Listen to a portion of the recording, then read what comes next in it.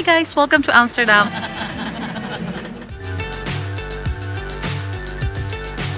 Mauni siya ang syudad na sikat sa ilahang bisikleta, mga limpyo nga canals, and of course, the very interesting red light district. For those of you who don't know it, it's the pleasure district of Amsterdam.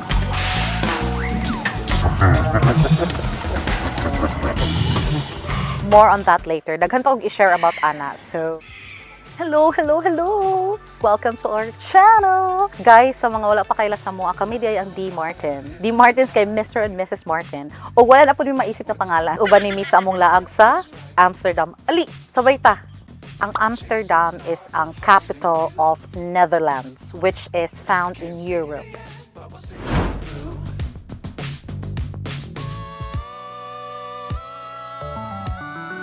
Since daghan diri og canals na nakapalibot sa ilang syudad, ginatawag pud ni siya og Venice of the North. I know, maupod ni akong pangutana sa una nga kung nganong over kadagan ang ilahang canals.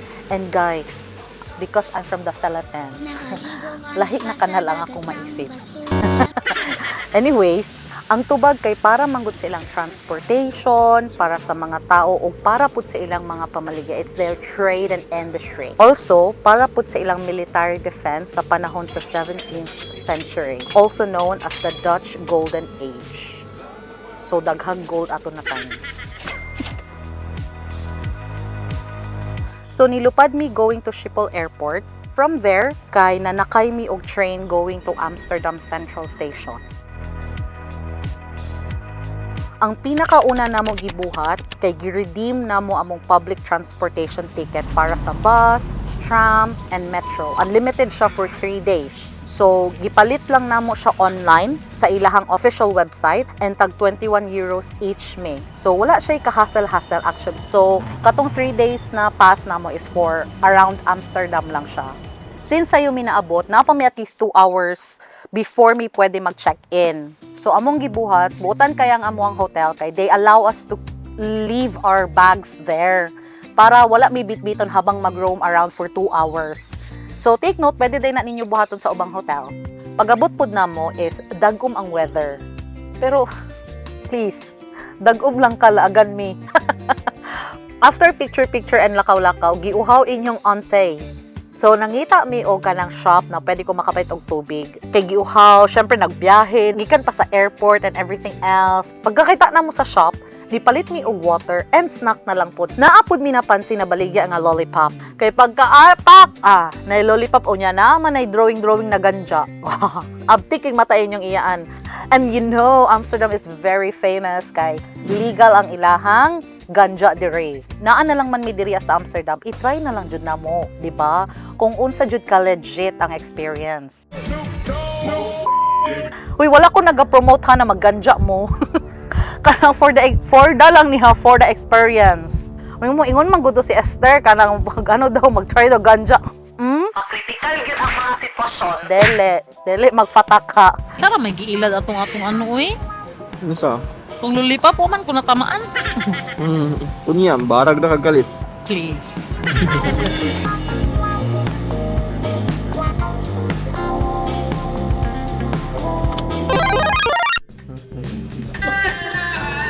Freshen up, tapos mag-aag na with her.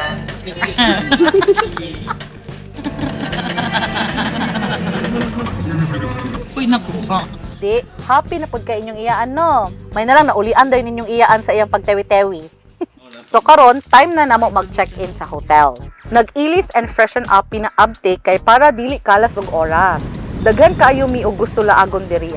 Naapod mga Hollywood movie scenes diri. So try na to adtuan tong mga areas sa exact location kung asa sila nag-shoot.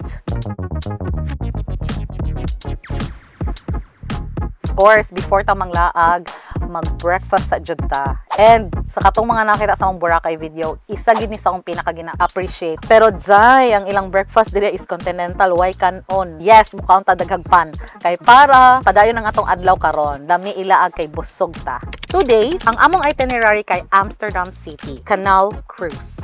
from hotel, nisakay mi og tram going to the meeting point. Wala jud mi ni dare o gamit og mga bike nila kay basing machismis talisod na. Gusto lang nako mag-travel nga layo sa disgrasya. Although gusto kay nako mo try na mag-bike, pero always know kung hantod asa lang imong kaya nga buhaton. Kay dili mi familiar sa ilang rules, so wala na lang mi nag-try og bike. Ginavideohan na lang namo ang nga bike. Ang meeting point kay atubangan lang siya sa Heineken Experience na building, and represent lang namo among electronic ticket na napalit namo online. Then gihatagan mi og pass plus snacks with drinks. So whilst naga canal cruise mi, laps po, di ba? Very convenient and affordable actually ang ticket. Sa trip na ni, provided ang audio guide para mas ma-appreciate nimo ang history behind sa imong mga makita. By the way, ang kanang mga cruise, gina-avail gina namo ni Jason kay it's one way to actually explore the place. Aside from the hop on, hop off. So, for us, para lang sa amo mas gina-recommend namo ang mga cruise kay kanang romantic po siya. So, diri makita nimo ang lain-lain nga buildings, architecture. Also, kung napansin ninyo guys, kining mga buildings na nag-atubang sa kanal na ay something sa ilahang taas. Ang tawag ani kay hoisting beams. Ang hoisting beam is used, as you can see, ang mga balay sa Amsterdam, gagmay kay silag mga doors.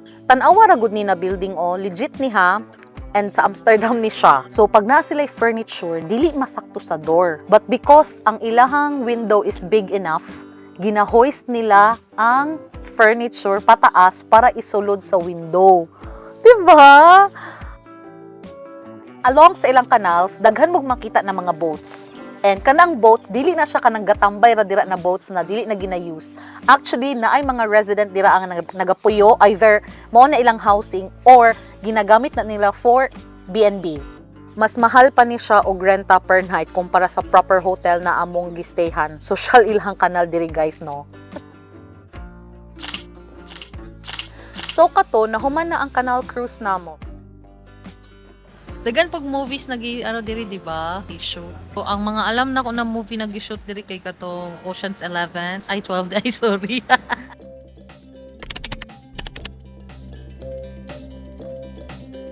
Hitman's Bodyguard. Dili na ko maingon ng pangalan sa aktor pero kabalo ko kinsa siyang partner si Blake Lively. Si Deadpool ba? Kabalo ko siyang mga karakter pero di ko kabalo siyang pangalan. Pwede ba day na? Pero kaila ko siyang asawa. Lahi ra jud.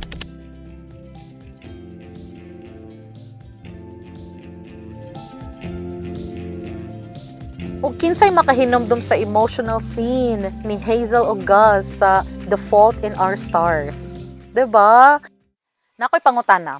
Kaila ba mo kay Anne Frank?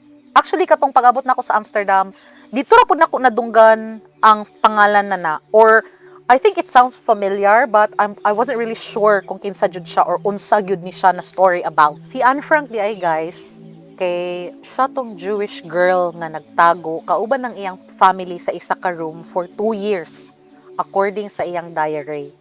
So as you can imagine, nagtago sila para makatakas sa Nazi. Katumangod na time kay panahon to sa World War II. The story itself is very emotional yet inspirational. Naa diri ang exact location sa house kung asa siya nagtago, which gihimo na nila karon og museum.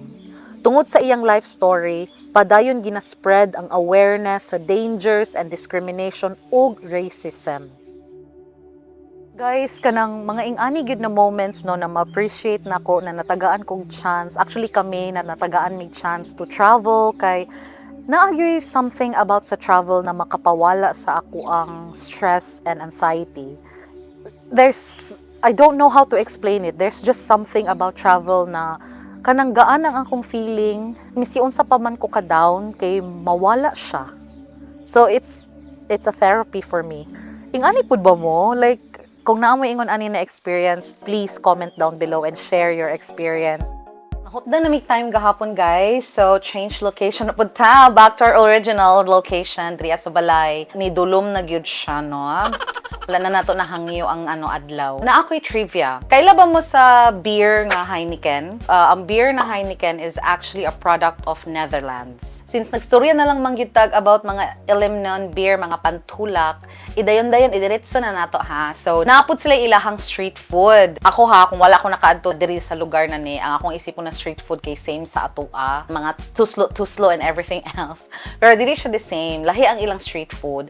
And you know what they say, when you travel, gina-advise yun nila na i-try ang mga local cuisine, local food, to know more about their culture. Since dili man kay ko ing ana ka game mo try og new food, kay mo ilang ako ang dila guys. Si Jason ang nag-try. According pa sa iya, he's a daredevil. So siya ang nag-try sa mga food, and then kung approve sa iya o kung kabalo siya na lamian ko, i-try na ko siya. Mao ni siya ang isa sa pinakasikat jud nila na food dire. So it's called brined herring or tawag nila Niwa herring.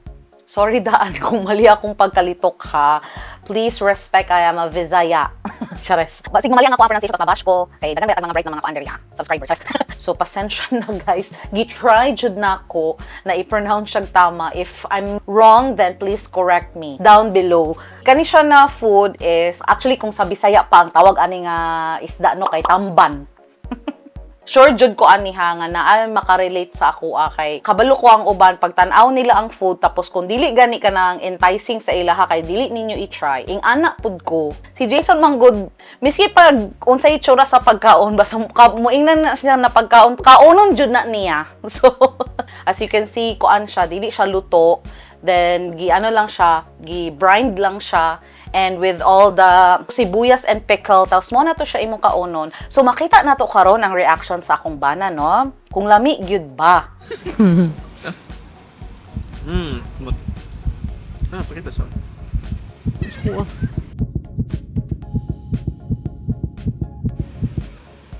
Kanang tinuod ha, honest na review. Unsa man. Sige na, isabi ni mo ano. Isda yun siya mo. Pero dili na ko siya maingon na raw.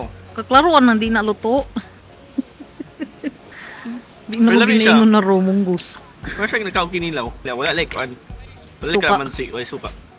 Ew, so ano lang din siya, pure lang din siya na ano.